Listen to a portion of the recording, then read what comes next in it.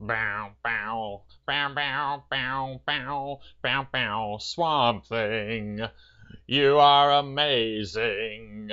You fight everything nasty. Hello, everybody, and welcome back to the Podcast Boys. I'm one of your hosts, Connor Nielsen, and joining me, as always, is the Comics Kid 2099. How are you doing, Comics Kid? I'm doing great. How are you? I'm doing all right. All right. So we're both doing all right. And today we are going to be talking about a movie that Connor chose to discuss. This is the 1982 film Swamp Thing.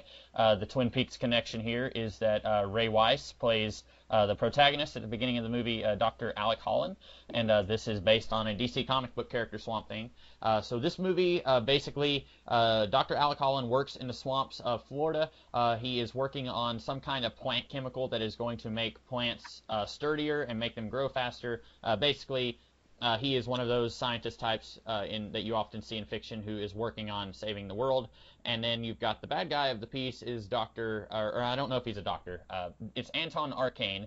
He is an evil businessman who is trying to secure this chemical process for himself. And through Arcane's actions, Alec is accidentally turned into a shambling swamp monster called Swamp Thing. And then he has to protect this woman, Alice, or I don't think Alice Cable, and she kind of fell in the middle of this plot at the beginning of the movie, and so that's basically the meat of the story.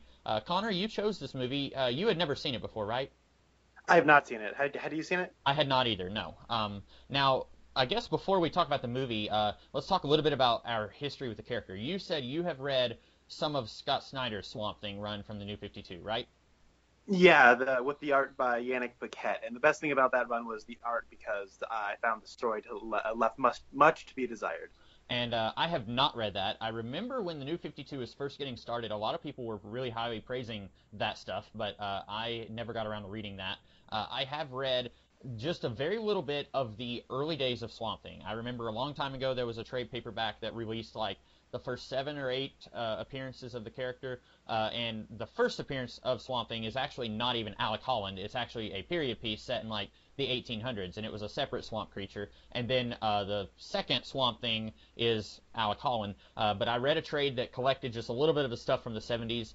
Just recently, they did an omnibus collecting, I think, most of his Bronze Age appearances, and that's stuff by the late Len Wein. I believe the late Bernie Wrightson did some of that also.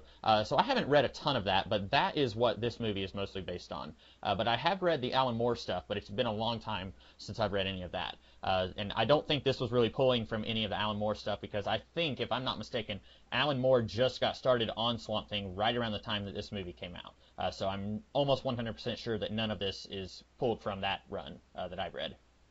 Yeah, this movie came out in 1982.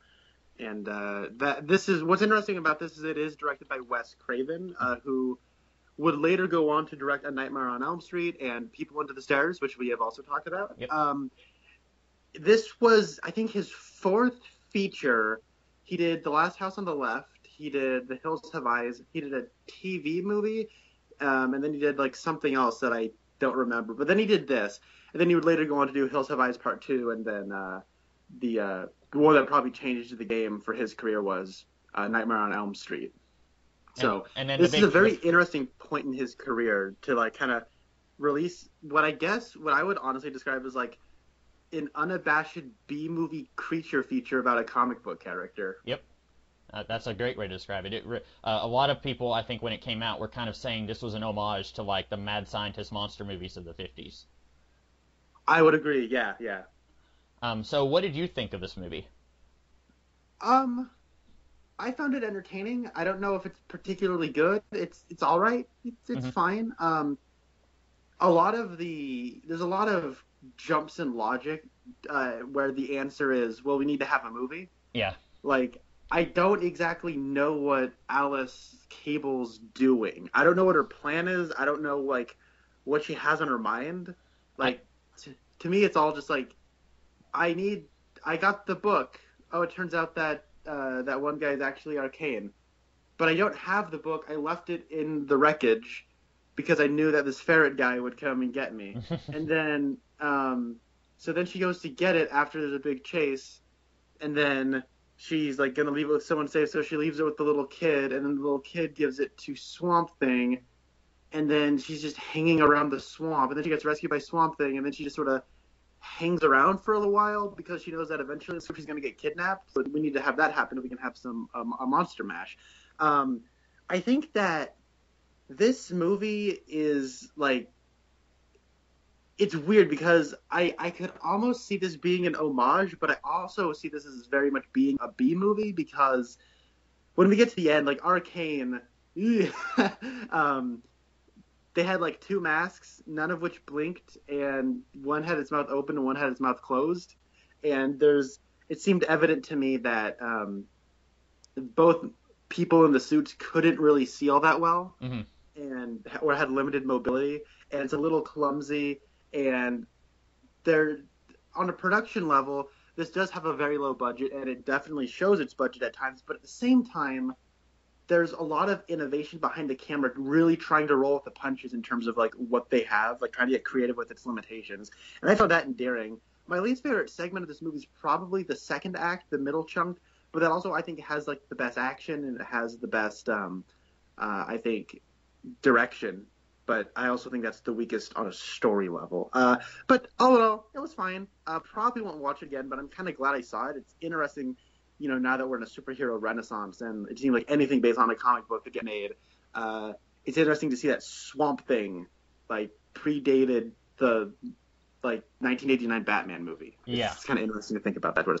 And I'm almost wondering if if Wes Craven, because I mean, like you said, he wasn't a big deal at this point. This was before everyone knew the name Wes Craven. So I don't think it's a situation where DC called him up and said, you can do whatever you want, and he said Swamp Thing. But I was going to say maybe he had a choice of what he wanted to do, and he chose Swamp Thing because he's, at this time, such a little-known character. No one knows anything about Swamp Thing, so he can kind of have free reign. And if he, if he decided to try and do a Batman movie, which even in '82 probably would have been really difficult to get off the ground, he would have had more oversight from DC saying, like, you have to do this, this, and this. But with Swamp Thing, the character was only 10 years old at the time, so, like, maybe it was just, like, he felt like he had more freedom doing a character like this, maybe. And you could probably do it for a lot cheaper. You just need to go out into a swamp and build some cheap sets and stuff, and you can make it look better on a lower budget. That's right, yeah. I think this movie, in a lot of ways, it feels like it's just coming right off the page. It feels like sometimes with comic book movies, they will say, okay, we're going to take this character and we're going to put them in a story that doesn't really resemble anything from the comics. We're going to create more out of whole cloth than we are going to take stuff from the comics page. And sometimes, as a fan, it's difficult to talk about a movie like that and say, like, is it good? Because you kind of have to say, like, well, it might be a good movie, but it's not very similar to the source material. And then some people who are not familiar with the source material will say, well, who cares about the source material as long as it's a good movie?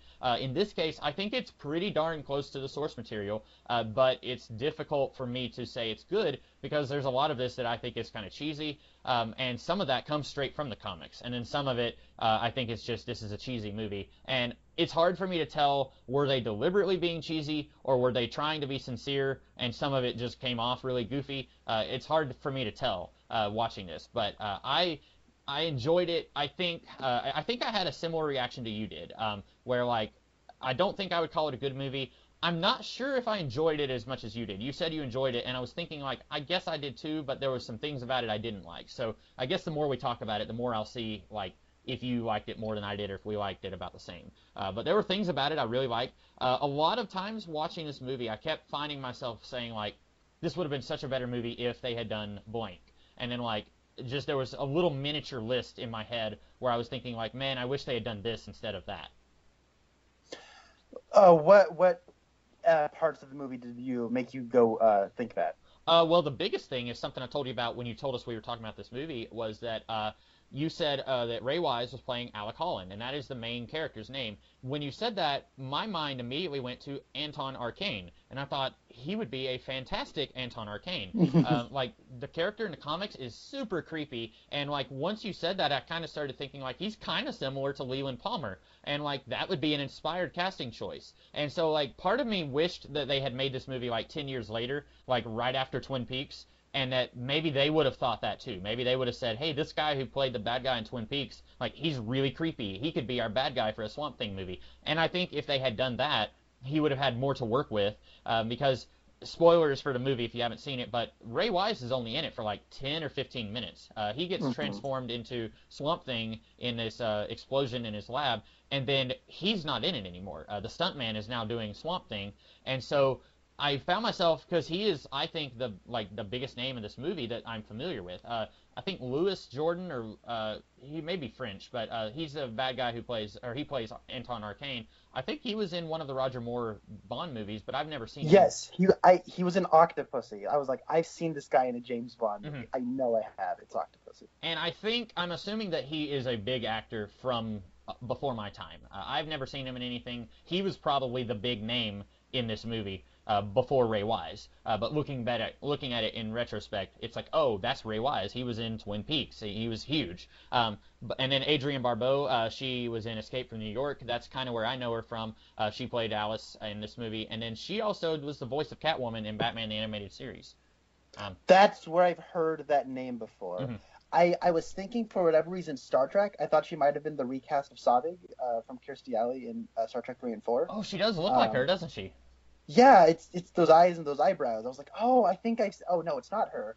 I didn't look up her television acting credits. I looked up her film acting credits, and she was in a couple of John Carpenter films. You said Escape from New York, and she was also in The Fog, which was actually her screen debut. And she was also, like, I'm trying to look it up right now, but she was also like the computer voice in a movie that I have at least heard of, maybe even seen. But one second. She was in Mad Max. Oh, the first one? Oh, okay. Yeah, the original I don't know Mad if I've seen that one. I've seen Road Warrior and I've seen Beyond Thunderdome. I don't know if I've seen her in the original Mad Max. But have you seen Fury Road? I have not, and that's the one that, like, yep. Everyone loves that movie, and I haven't seen it yet. I grew up watching Beyond Thunderdome. That one's a classic in my household. And I've not seen any of the original Mad Max movies, so who am I to judge? She in the other John Carpenter movie, she was in The Thing. She was the computer voice. So okay, yeah. So she's kind of and she was also in another Wes Craven movie. She was in Creepshow, which I have not seen. Oh, that's right. I have not seen that either. But yeah, the big thing I was watching this was like, if I could go back in time and just like be a consultant on this movie, I would say no, get someone else to play Swamp Thing because he's, or Alec Holland because he's a nothing character, and get this guy to play the bad guy of this movie. Like, I think that would have really made this more enjoyable for me. But other than that, I think it's a situation where, because your main character is a guy in a rubber suit, he's very limited on the kind of acting he can do, and most of the stuff that Swamp Thing does once he becomes Swamp Thing is he roars and he throws people in the water. He has a few lines of dialogue. At one point he has kind of I thought it was a funny scene, but I don't think they meant for it to be funny, but it's when she said, "Are you hurt?" and he said, "Only when I laugh." And then he has, like, he's laughing kind of like that guy who's in the theater with you. It's like, like, it's just a really painful laugh that he's giving, and I was laughing. I don't think that the movie wanted me to laugh at that point. I think the movie wanted me to feel sorry for these two. I think this movie tries to go for a love story, and that's a little weird, the way it plays the love story. So there's a whole bunch of little things here that I was just like, I don't know if that works for me. But overall, I did enjoy it in a not quite a so bad it's good level. Like, I don't think this is a movie that they could have done on Mystery Science Theater 3000. I don't think it's that bad, but I don't consider it to be good either. I get you. I guess she was a voice actress in the Mad Max video game. My bad. Oh, I didn't know she was. I didn't know there was a Mad Max video game. Yeah, it came out, I think, around the time Fury Road came out. I more or less agree with that. I think that a lot of the emotional investment stuff falls a little flat because you're right. I think there's some of the technical side of things. There's a lack of production value in arguably the most important areas to make it connect with you on an emotional level.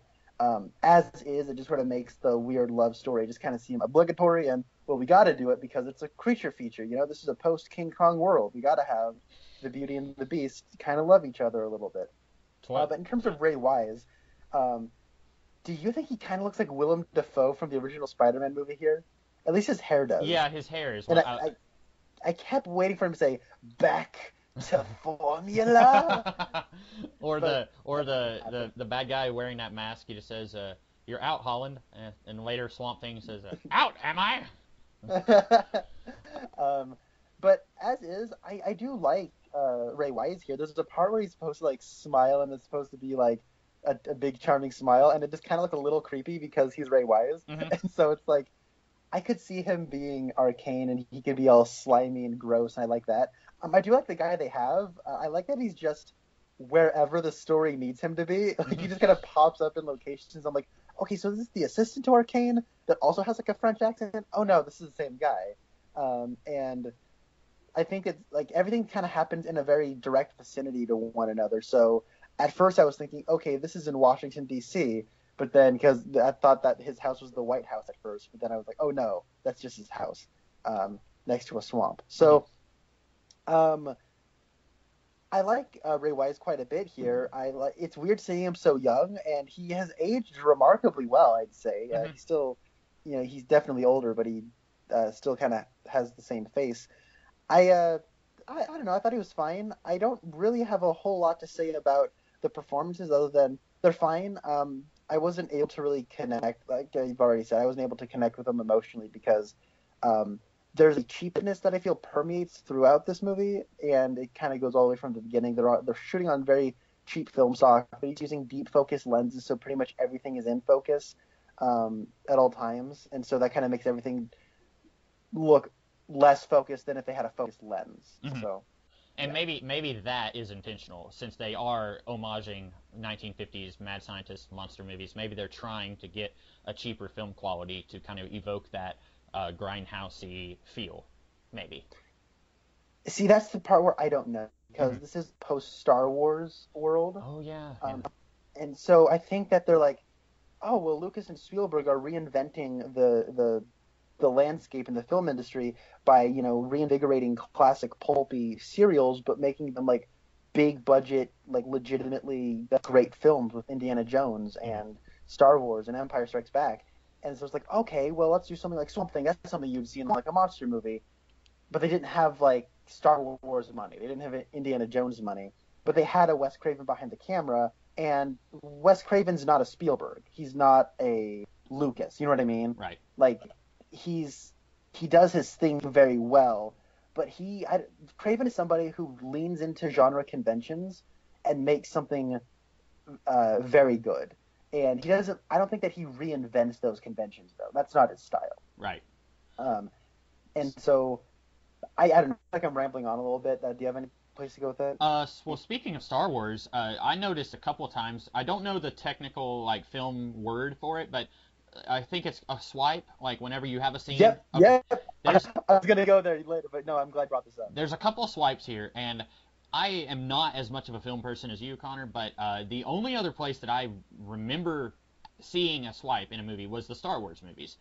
Anywhere else, they would just do a normal, like, you've got the camera on Swamp Thing, and then cut, and now we've got the camera on Arcane. Like, that's normally what I see in movies. The only other time I've seen a swipe is in Star Wars. Now, I'm sure that that's something that Lucas really loved from movies from the 50s and 40s, but that's where I've seen it from. So whenever I saw it here, I immediately thought, okay, that's a very Star Warsian, like, inspiration. Yeah, and I was watching, like, Spencer was walking in and out of the room while I was watching this movie, and he was in the other room, like, cooking or something, and he came back in, he's like, and it was during the part where they're chasing down, trying to get Cable, not Deadpool Cable, but Alice Cable, and then, like, they're on the water, and then Swamp Thing's hiding in the grass, and, he's throwing them around and everything. He was, like, listening to it, and like, he throws one of the guys out, and you hear the Wilhelm scream, and he said to me, Connor, it sounds like you're watching Star Wars, because the music's like, bum, bum, bum, bum, bum, bum, bum, bum, bum, bum, bum, bum. Oh, got him! And so it's I see a lot of that sort of thing, and in the wake of Star Wars and Indiana Jones, there was, like, every studio wanted their Star Wars, and I think there's, like, a movie called, like, Star Killer Adventures in the Danger Zone or something like that. Have you heard of that movie? I don't know. There was a one of the movies on Mystery Science Theater this latest season was Star Crash, and that was like a low budget. I mean, not even Star Wars, like low budget Battlestar Galactica, like and it had. That's probably not what you're talking about. I feel like I've probably heard of it, but I don't know anything about it. So I heard about it because I was watching a clip from a late night show where there were Siskel and Ebert were defending the Star Wars movies from a critic who did not like the Star Wars movies. Mm-hmm. And Siskel brings up I think it's like Star Killer or something like that, Adventures in like the Zero Zone, the Danger. I don't know what it's called, but it's like a Mad Max Star Wars fusion. And he's like, this movie is completely stupid. It is just here to write off the coattails of someone else's creativity. And Star Wars is somebody's honest creativity. You know, Lucas grew up on these adventure serials, and he wanted to make something that actually is as creative and awesome as we thought it was when we were kids. Mm-hmm. And so, and this sort of feels like something more along the lines of, okay, Star Wars is big, let's write on, we can do something like that and make it for a lower budget. But it's obviously not, it doesn't have the science fiction side of things. It's got more of like it doesn't have the science fantasy side of things. It has more of like a science thriller horror element to it. Mm-hmm. And if you already are familiar with Swamp Thing, I think a lot of the second act here will be a little boring. Mm-hmm. Because if you already know that Alec Holland becomes Swamp Thing, then you're going to be a little like, okay, I get it, he's Swamp Thing, I know this. But if I wasn't familiar with Swamp Thing, I might be a little bit more intrigued by this. Mm-hmm. I think it's a good idea to make the POV character Alice Cable. I think that's a good idea. I think that the problem with that conceit, though, is we keep trying to come up with excuses for why this character needs to hang around when the action starts coming around. Yeah. Because I feel like the film loses sight of what she has to be doing in the movie. Mm-hmm. Yeah, and I was a little confused. You were talking about how a lot of the actions that she takes are a little confusing, and they're there just to kind of serve the plot so the plot can happen in a certain way. I was just confused about her basic character motivations. She comes from Washington dressed like a very typical 1980s female politician when she knows she's going to be working in the swamp. Like, why are you dressed like that? But anyway, so she comes from Washington and I guess was sent by somebody. We later find out she's working for Arcane, but he has, at the same time as he has sent her, he has also sent armed troops to come and destroy everything that Alec is working on and steal the formula, which, like, we see that they're already making a move and killing people before Alec and his sister have found out that they have a success. So it makes me wonder, why did Arcane send his people now? Like, why didn't he wait until he knew that Alec had a successful formula? That was something that was a little weird, I thought. At the very beginning of the movie, these soldier guys have like captured someone, and then they pick up a snake out of nowhere, and they let the snake bite the guy. Was he the guy that Arcane is disguised as? Or was he just some random guy? I think it was some random guy, but I mean, it makes more sense the way you're describing it. We don't know that guy at all. No, we don't. He just sort of like starts walking around. So if that's the case, then I think that might have been a problem because we didn't know him at all. Right. And I was thinking, because I didn't get a good look at his, because whenever Arcane is in disguise, he's got a hat, and I think he's got like sunglasses on, so it's hard to get a good look at his face when he's got that mask on. He's the guy with the Australian accent. Right. And which was a hilarious reveal, by the way. Yeah, and it's funny, and it's one of those things I don't know if they meant for it to be funny. I hate it whenever a character is like, guess what? And then they pull off a mask, and it's like 2 seconds before they had a normal human face.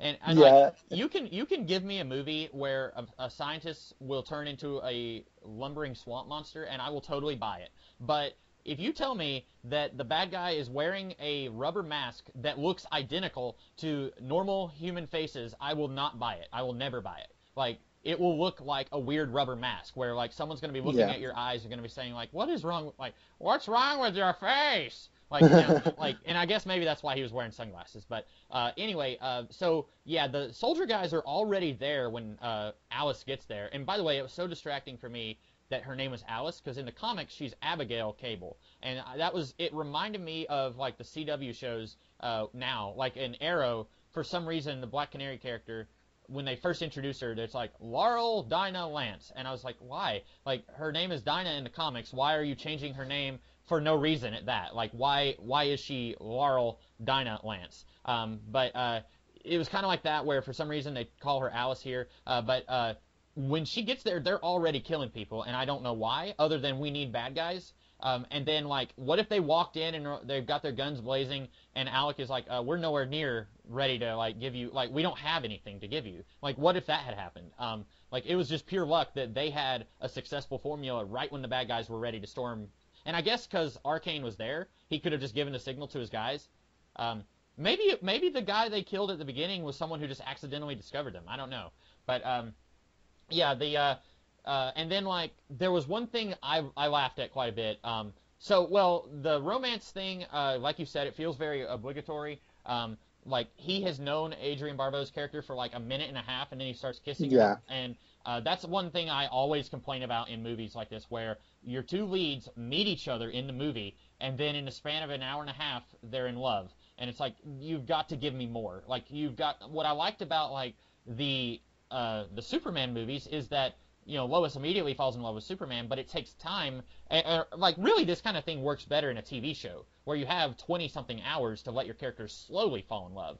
But what I liked here, and I thought this was hilarious, was, first, Alice thinks that he is married to the other Dr. Holland. And, I mean, I thought that they were married, too. I thought, oh, wow, they've got him married to this woman, and they're going to get rid of her and have him fall in love with this other woman in the span of a movie? Like, that's going to be really difficult. But then she finds out that these two are actually brother and sister, and then I was thinking, okay, we've got the people under the stairs situation going on here. And then he drops the formula or something, or she dropped the formula, and then he finds that there is plants that have grown there where she had dropped the formula earlier. And so he starts kissing Adrienne Barbeau, and then he's like, hey, sis, get in here! And he starts kissing her again, and she comes in, and she's like, oh. It plays like he's like, hey, come in here! Look, I'm kissing this woman that we've known for 2.5 minutes. It does. It's awesome. But yeah, I did think that I liked their chemistry whenever, and I was surprised, but I thought they had good chemistry when he was Swamp Thing. I mean, that's surprising to me because there really isn't a whole lot there. Maybe it's just all on her acting, but I wasn't just hating their relationship whenever he was Swamp Thing. But I felt like it's one of those things where it's really hard to do this. Like, you could do this kind of thing in a comic book, but it's harder to do that in a movie because the stuntman is a stuntman, and it's hard to act through a rubber suit. And I've said all that before already, but just kind of hammering that home, I guess. Yeah. So you covered a lot of bases just then, and I'm going to double back to the beginning of that. Okay. I thought it was funny when he pulls off his face, because it's like, I just expected him to pull off like a rubber shielding on his face, you know? But he pulls off like a full latex mask with hair, and I was like, I wasn't expecting it to go that far, and I thought that was pretty awesome. I don't know. I agree with you when it comes to like on the ground of a relationship between characters. And I was glad they made that his sister and not his wife, because that, you're right, they're gonna axe her and then have it be have him fall in love with this chick, and it's like, what? Come on. My thinking though is, I've seen plenty of movies where I buy, you know, a romance budding over the course of like 2 hours. Usually though they pace it where it's like a few months. This one is like 2 days maximum. Yeah. And so that's like a little hard to stomach. But when it comes to like I don't know, I'm thinking of like her taking a bath in a swamp, which in and of itself, that logic is hilarious. I'm gonna bathe myself in a swamp. Especially her. Swamp Thing's kind of like, she was talking at the beginning of the movie about how dirty this whole place was, and he was like already ready to propose to her, like, oh, swamps are beautiful, just like you. And it's like, now she's ready to like just get in there and just get it all over her. Well, this is what we call a character arc. See, she used to not like the swamp. Now she does like the swamp. That is the best. I don't see what the problem is here. I don't. So, I don't know. I also feel like we get a lot of action, and she only loves him because he saves her. I don't get like a personal connection. You know what I mean? Like, Mm-hmm.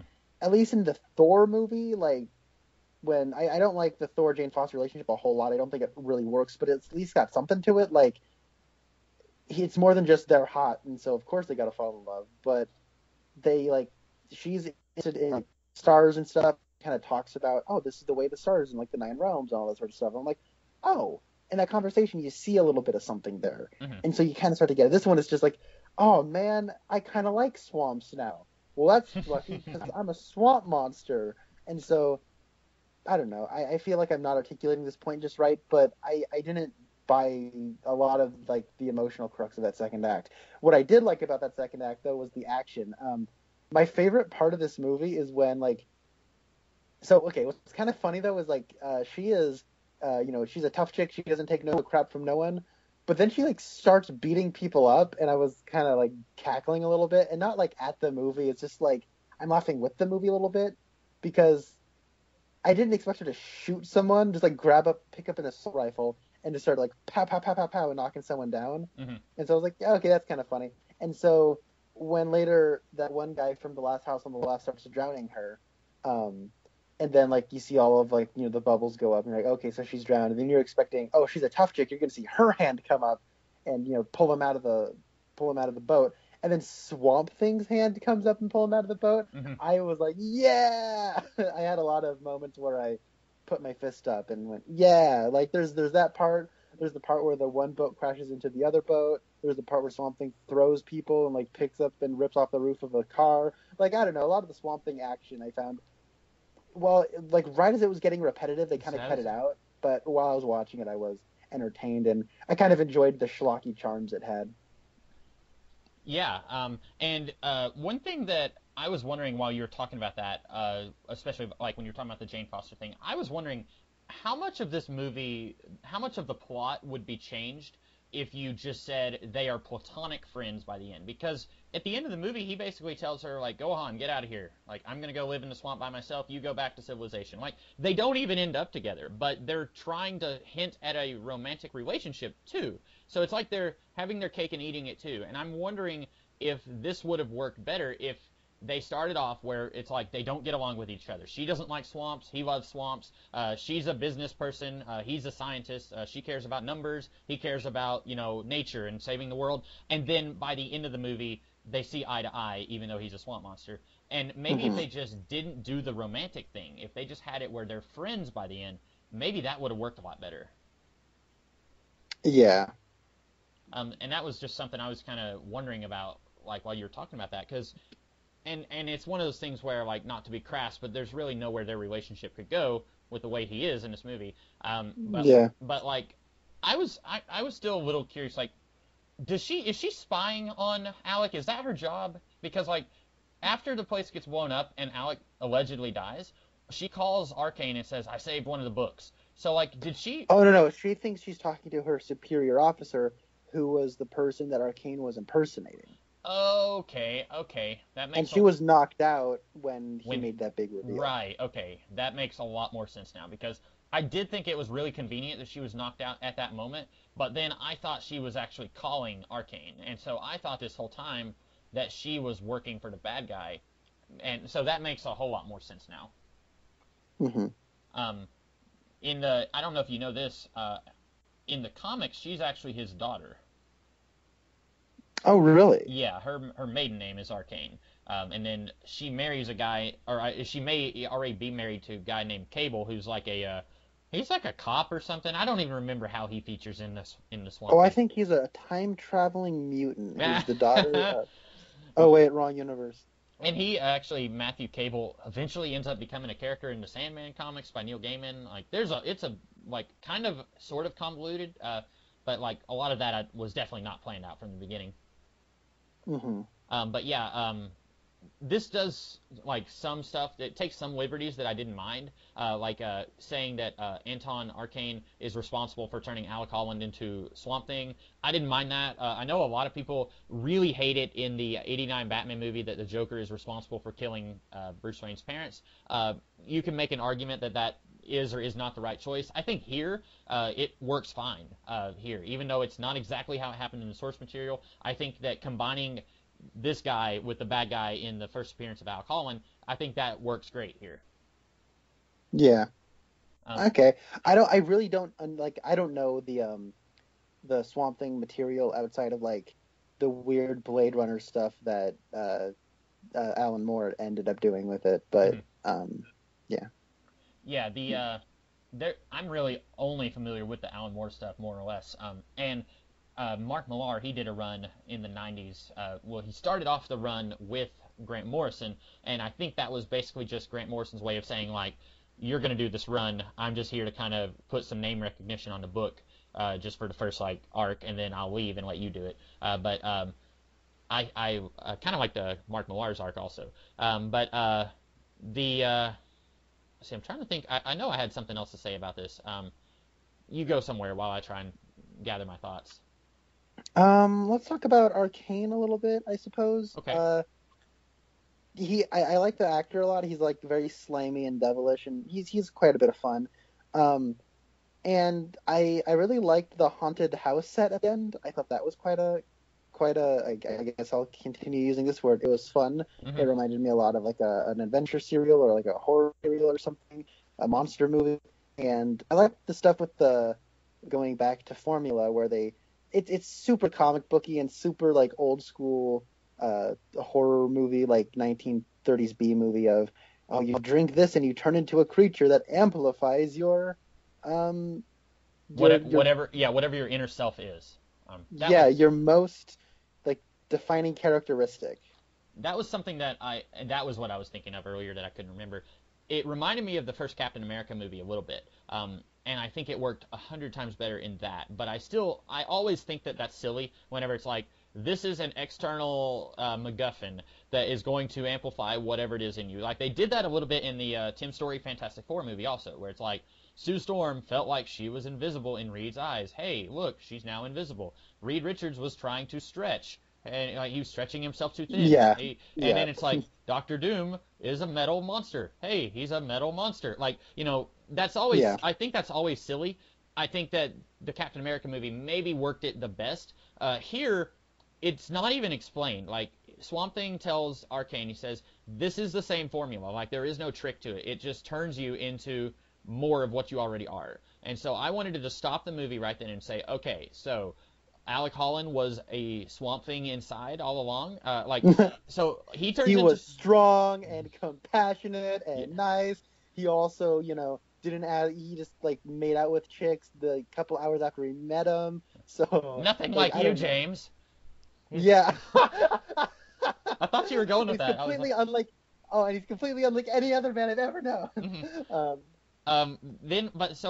Arcane, he gives the formula to one of his underlings, and by the way, I immediately saw that coming, like, because he's like, oh, I just want to congratulate this dude here, and like, one of his waitresses comes and like puts the cup down beside him, and I was like, oh, don't drink from that. Like, I thought he was actually going to be poisoned, but then it's like, oh, we're testing the formula on you. So he turns into a hairy little person, and then like, Arcane tests it on himself, and he becomes like a werewolf with a sword. Like, I don't understand. Like, I think this could have been made to work differently.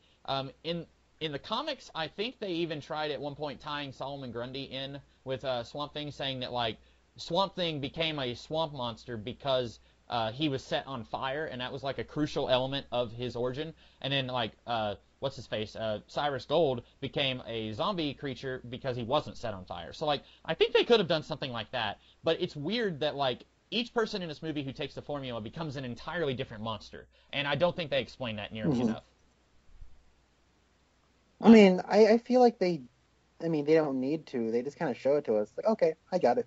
Yeah, and maybe I'm just thinking about it too much. This is a monster movie that's trying to be a B movie, so I probably shouldn't be applying the rules of an A movie to a B movie. But it was one of those things that it took me out a little bit, but I'm probably just being too hard on it.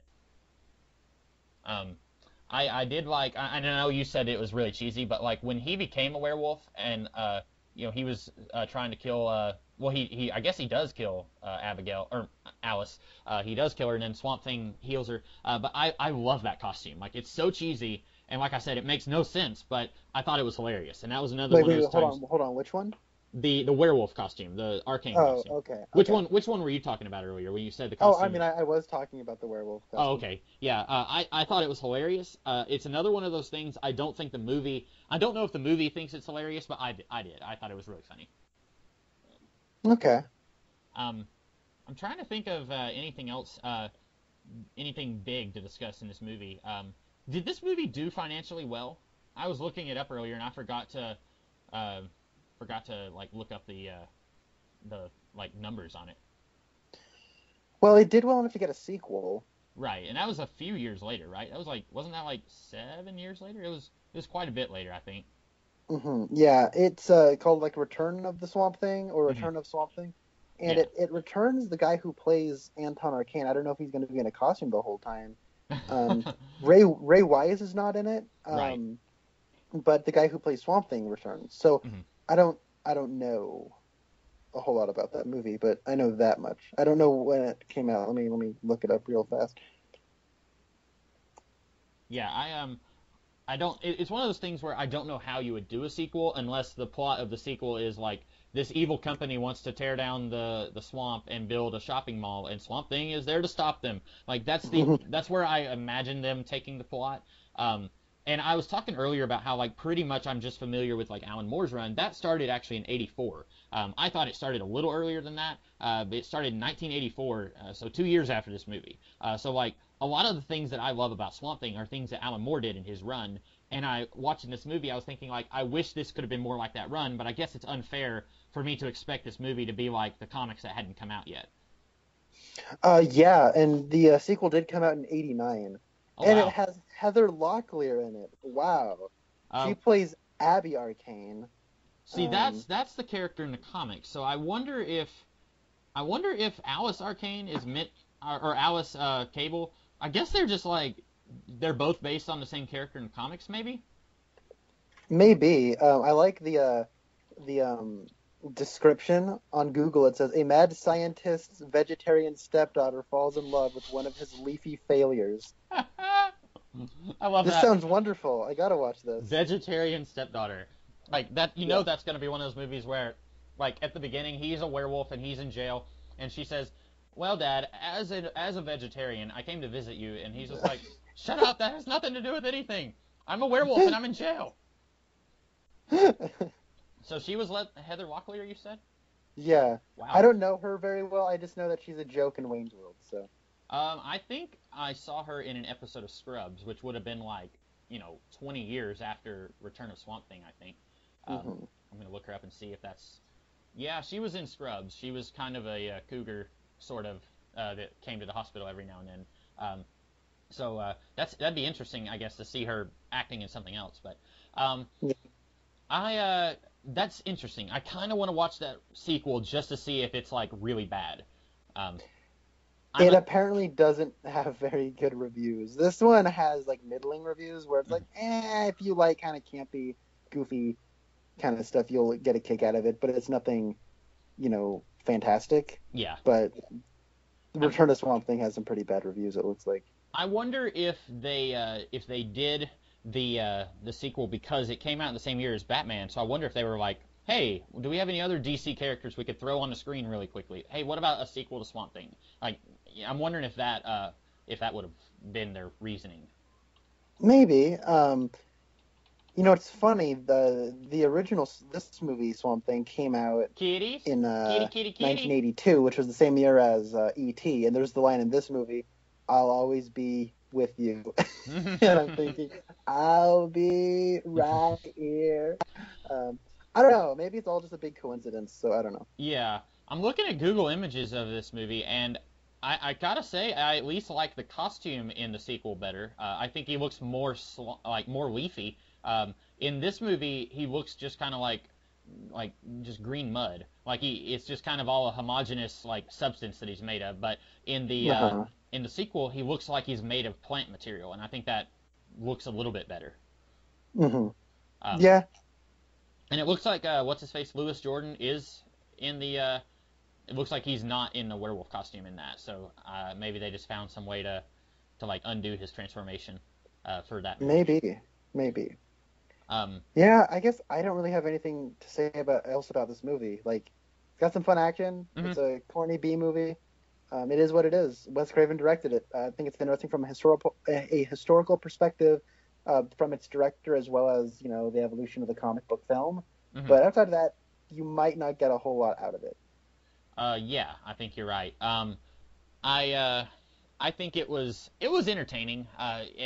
Especially if you come at it understanding this is going to be a cheesy B movie. If you expect this to be high art, you are definitely going to be disappointed. If you're like me, if you are very familiar with Alan Moore stuff, which is in its way, it's very artsy and at times gets very philosophical. May not be the right word, but it raises itself up higher than what this material is. Then you might be disappointed also. Yeah, I probably have more of an affinity for this kind of stuff because I grew up watching a lot of schlocky B movies, so Mhm. I got a bit of a kick out of it. But if I I'm trying to be objective, like it's not great. mhm. I like some grindhousey type movies, like we did Planet Terror like a year or two ago in this podcast, and like that is also like a cheesy, deliberately stupid kind of movie, and I love Planet Terror. Escape from New York, I think, is very similar to that vein of movie making. Also, like there was a movie Doomsday with what's her face, Kate Beckinsale and Malcolm McDowell. I remember watching that about 10 years ago, and it was extremely goofy. I like those kinds of movies. I don't know if I necessarily like this particular kind of schlocky movie, like with the monsters and mad scientists. I guess it just depends on how it's done. I get. So next week is the Justice League movie, right? Yep, the great mystery of 2017 is gonna come to a head. We're gonna see if Justice League is good. Yeah, and both Connor and I are going to be talking about that next week. So we will take another break on the podcast, and then the week after that is Thanksgiving, right? I think so. So I haven't talked to you about this. Would we want to take Thanksgiving week off?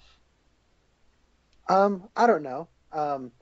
I'd feel bad if you didn't get a November pick, but if Well, you we want to would take that still week off, we would still have the week after that, 'cause so Thanksgiving is on the 23rd, and then November 30th is the following Thursday. So I would get a November pick if we took the week off of Thanksgiving.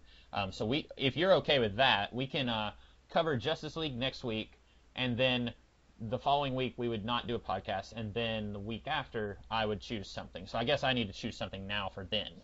Um, yeah. if you're okay with that. Let me really quickly just look through my. I had a list of things that I was. Uh, I am going to pick a movie from 1995 called Follow the River. This has Cheryl Lee. It is a frontier movie with people. I guess I don't want to call them pilgrims, but it's set.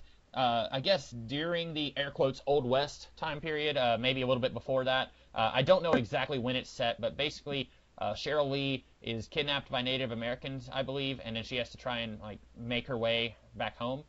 So that's the plot of that. It's from 1995. I don't know hardly anything about it. I more or less just accidentally discovered this movie. I was looking up stuff at my library where I was just looking up actors from Twin Peaks, and I found that, and then I actually found this at my work, and I went ahead and bought it. Cool. I see that Ellen Bernstein's in it, and she is an actress. So, And like, you, I mean, obviously she's an actress, but like, she's a well-respected and noteworthy actress. oh wait, was she in? She wasn't in Lost. No, I was. She looks a little bit like someone I thought I seen her in something. Uh, was she in The Fountain? I'm gonna have to look. I'm looking this up right now. She was in Interstellar. Um, No, I don't think she was in The Fountain. she was in the Wicker Man remake. There was that. Wait, she was in The Fountain. Um, Okay. she is the woman. Have you seen The Fountain with Hugh Jackman? No, I haven't. I really want to though, but I have She not seen in it. that movie, she looks like a picture perfect version of Barbara Gordon from Batman Beyond. Like, I'm not trying to say that she's like I don't know how old Barbara Gordon was supposed to be in Batman Beyond, but like she looks a lot like her hair and her glasses. Like she looks like Barbara Gordon from Batman Beyond, basically. Is what Oh, that's funny. but yeah, so that'll be interesting because I think that may be the only thing I've seen her in. So it'll be interesting trying to see or watch this older movie with her in it. Yeah, it'll be interesting for sure. So that's what I'm choosing, and I'm going to mark that off my list so I don't accidentally choose that again. We will talk about that in the last week of November. So next week is Justice League, then we'll be taking a week off, and then talking about Follow the River. I guess if we don't have anything else, I am the Comics Kid 2099, And I'm Connor Nielsen. and we will see you guys in a week. Have a good one. Bow, bow, bow, bow, bow, bow, bow, bow, Swamp Thing. You are amazing. You fight everything nasty.